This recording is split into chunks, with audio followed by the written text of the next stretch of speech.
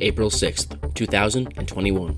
Israeli Prime Minister Benjamin Netanyahu, Israel's longest-serving leader on trial for corruption, was on Tuesday given the task of forming the next coalition by the president. President Reuven Rivlin said despite his personal opposition, a prime minister is permitted to also be actively standing trial according to the law. The announcement comes after inconclusive elections on March 23rd, the fourth to be held in 2 years. Netanyahu's right-wing Likud party won 30 seats, the greatest number of all parties, but still far from the necessary majority in the 120-seat parliament. The main criteria that Israeli presidents must make when making the decision who to give the mandate to is who has the greatest chances to form a government that will win the trust of the Knesset.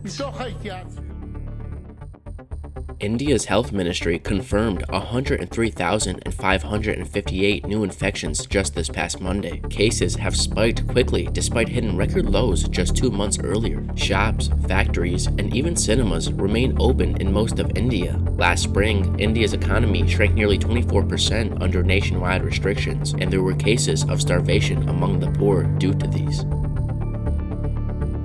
The royal family of Jordan is trying to mediate a rift between the country's reigning monarch and a former crown prince. Confrontation between King Abdullah II and his half-brother Prince Hamza burst into the open over the weekend. This comes after Prince Hamza, in a voice recording, said he had been placed under house arrest by the royal family. Of course I will not abide when he tells me you are not allowed to go out, tweet, or connect with people, and you are only allowed to see family members. Minneapolis Police Chief Medaria Arradondo on Monday thoroughly rejected Derek Chauvin's actions and use of force during the arrest of George Floyd last May. In particular, the chief said Chauvin's kneeling on Floyd's neck for 9 minutes and 29 seconds is not a trained tactic and was a violation of the policies around de-escalation. Once there was no longer any resistance, and clearly when Mr. Floyd was no longer responsive and even motionless, to continue to apply that level of force to a person proned out, handcuffed behind their back, that in no way, shape, or form is anything that